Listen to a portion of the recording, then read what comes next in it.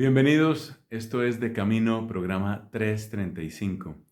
En nuestro programa anterior empezamos una pequeña serie sobre San Agustín, el gran doctor de la Iglesia, africano en su nacimiento, universal en su alcance.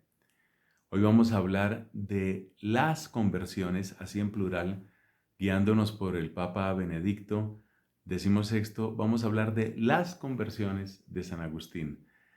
Un tema absolutamente fascinante para todos aquellos que sabemos que estamos en proceso de conversión y que necesitamos darle una respuesta más completa, más perfecta y mejor a Dios.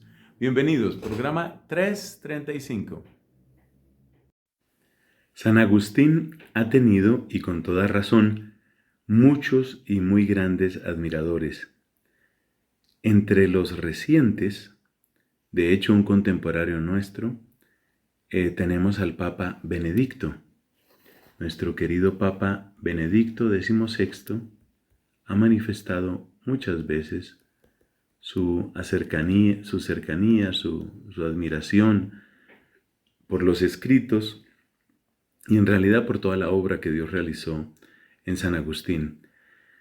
Tomamos algunas palabras del Papa Benedicto en sus audiencias durante el tiempo en que realizó su servicio como Papa, como sucesor de Pedro, para acercarnos a las conversiones de San Agustín. Porque una de las ideas interesantes que tiene Benedicto es que en San Agustín se puede hablar de unas 3 conversiones.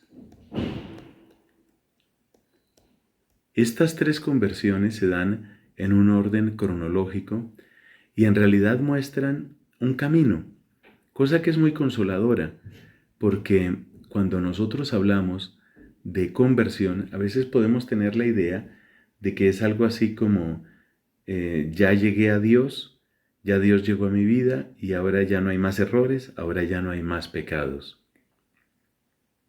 La realidad es mucho más compleja. Es compleja porque a veces se puede decir que avanzamos, es decir, subimos, pero también bajamos, retrocedemos. Es decir, nuestro camino es complejo y por eso nuestra conversión requiere misericordia de Dios y requiere que también aprendamos a tener una comprensión, una compasión hacia nosotros mismos. Una de las razones por las que el proceso de conversión es proceso es por eso, porque avanzamos y retrocedemos. Pero hay otra razón y es que a veces avanzamos, pero es mucho lo que ignoramos. Y esa ignorancia, esa radical ignorancia nuestra, solo se va mostrando a lo largo del camino. Es decir, a lo largo del camino es como llegamos a descubrir que realmente hay muchas cosas que ni siquiera entendíamos, ni siquiera imaginábamos, dificultades que no sabíamos que íbamos a tener. Por dar un ejemplo bíblico, recordemos lo que le sucedió al apóstol San Pedro. San Pedro le dice en la última cena a Jesucristo: moriré por ti. Yo creo que él decía eso de una manera sincera: moriré por ti. Pero es que en San Pedro había este elemento de ignorancia. Él no sabía lo que venía. Él no sabía el tamaño de la dificultad de la persecución. Por eso nuestro proceso, como el proceso de San Agustín, indudablemente tiene etapas. Y esas etapas, en el caso de este gran santo, se pueden marcar por lo menos en 3 grandes momentos. Vamos a mencionar esas conversiones, esas grandes conversiones, porque la conversión es un asunto de todos los días, pero mencionemos algunas de las grandes conversiones de San Agustín. Entonces, la primera, ¿cuál es? Pues la primera, que es la más importante, es la que el Papa Benedicto llama la conversión primera y decisiva. Es aquella en la cual él se da cuenta de que tenía que dejar las obras del pecado y aceptar a Cristo. Dejar las obras del pecado y aceptar a Cristo. Aceptarlo de corazón, aceptarlo en lo profundo de su ser, aceptarlo en su alma, por supuesto, pero también en su cuerpo. Esto es lo que conduce al bautismo. Ese momento del bautismo, sucedido en el año 387, por supuesto que es, digamos, la culminación de una gran conversión. ¿Cómo llegó él allá?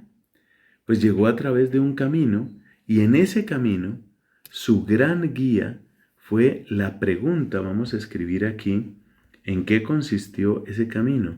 Ese camino fue la pregunta por la verdad. Es decir, Agustín busca qué es la verdad, qué es lo verdadero. Yo recuerdo en este punto a Santo Tomás de Aquino, que precisamente nos muestra que la tendencia, el apetito propio de la inteligencia es la verdad.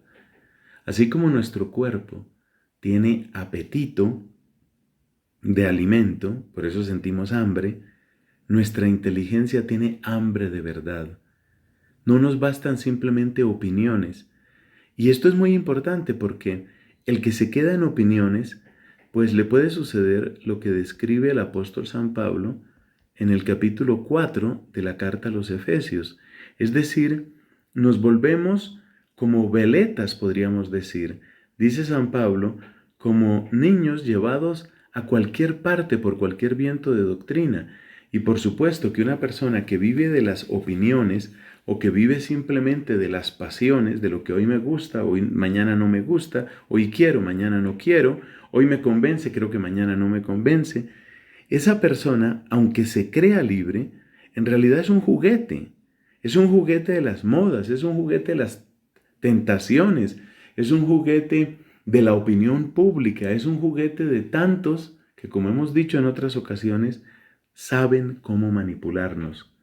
Entonces, esta fue la primera gran conversión. Después de haber recibido su bautismo allá en Milán, ya hemos dicho que lo bautizó el obispo San Ambrosio, Agustín al poco tiempo regresa a África. Él hubiera querido regresar con su mamá, Santa Mónica, pero Mónica murió en Italia, y entonces él regresa y durante 3 años, es decir, hasta el año 390, 391, él vive junto con algunos amigos una experiencia profunda, muy bella, una experiencia de vida monástica. Es una vida hermosa, es una vida contemplativa, que es simplemente el desarrollo de su bautismo. Óigame esa frase tan bella. Es el desarrollo de su bautismo.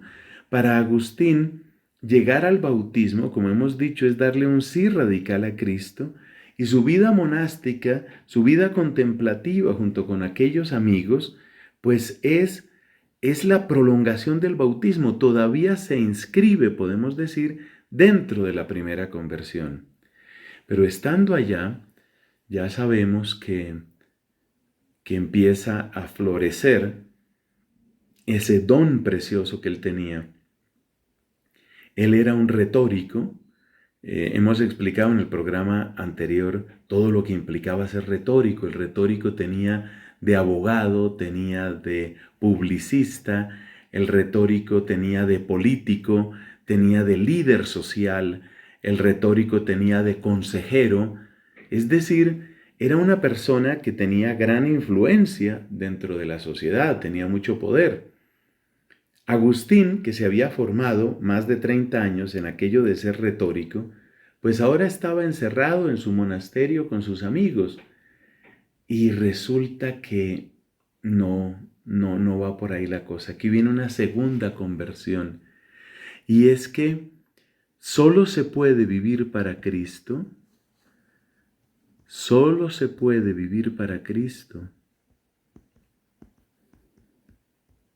viviendo para los demás. Es decir, viviendo significa aquí sirviendo, viviendo para los demás. ¿Qué quiere decir esto?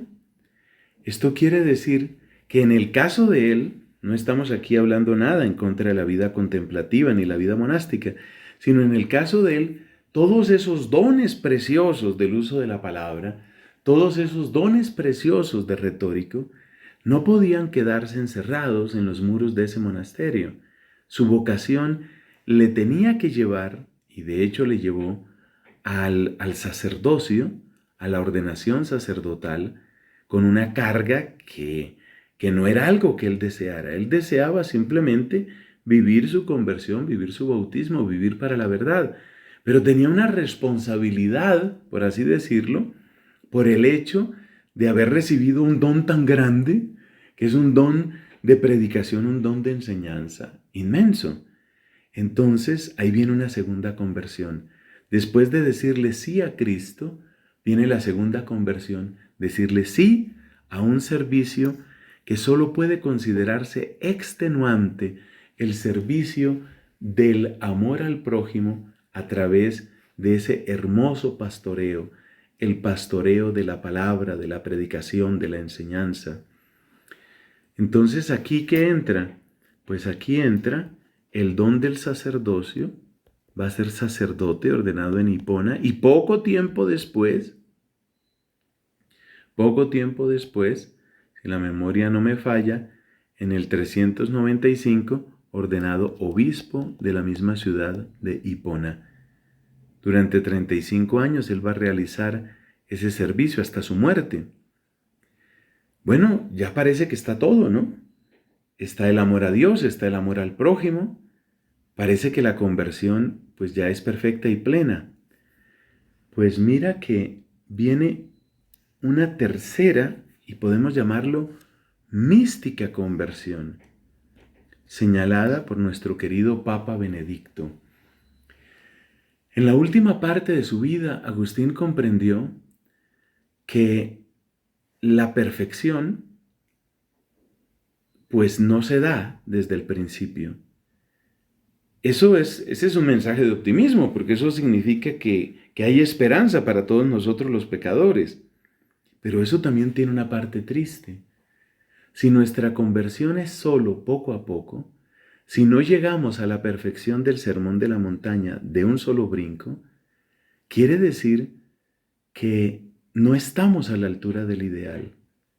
Y por consiguiente, la tercera conversión es la conversión de la humildad en el arrepentimiento sincero, el arrepentimiento que podríamos llamar continuo, pero por una sola razón, por amor. La última etapa de San Agustín está marcada fundamentalmente por esta actitud de humildad, de llanto arrepentido, de búsqueda de ofrecerse a sí mismo a Dios, de recogerse una vez más en oración como en la etapa monástica, pero ya para prepararse a la eternidad, tal como sucedió, según el designio de Dios, el día 28 de agosto del año 430. Humildad en el arrepentimiento continuo por el amor, esa fue la tercera y definitiva y última conversión de San Agustín. Mirando todo lo que sucedió en la vida de San Agustín, uno llega a una conclusión, y es que el sol siempre va amaneciendo poco a poco. También así sucedió en el corazón de Agustín, y luego él, lleno de tanta claridad, nos regaló tanto, pero tanto de sí mismo. Para mí es un placer hablar de este querido santo que entre el siglo IV y el siglo V nos dejó tantos tesoros. Sean siempre bienvenidos, esto es De Camino, Bocados de Conocimiento, para que tu fe, ¿qué? No se muera de hambre.